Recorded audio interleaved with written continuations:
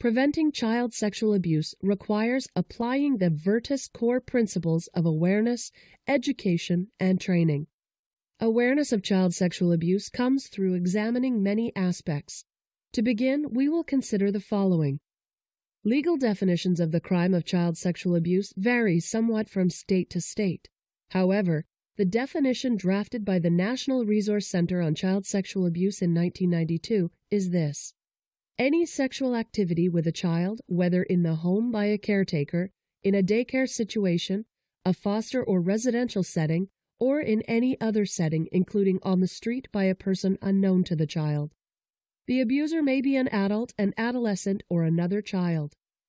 Simply put, for the purposes of this Virtus program, by definition, child sexual abuse is the use of a child for sexual pleasure by an adult or another child.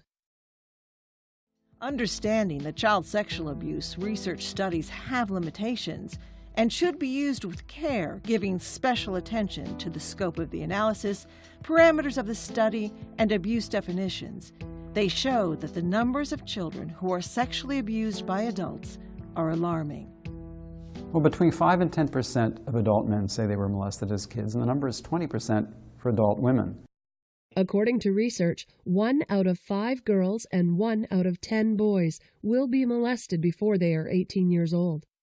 Research among adults indicates that there are an estimated 40 million adult survivors of child sexual abuse in the United States today.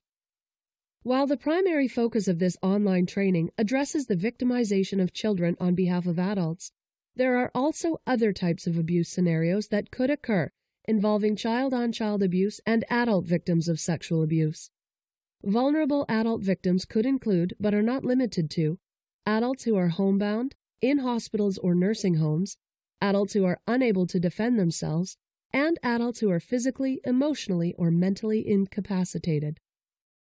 For the purposes of this online program, we will mostly speak about child sexual abuse, although much of the material is also applicable to other types of abuse toward children and the sexual abuse of vulnerable adults.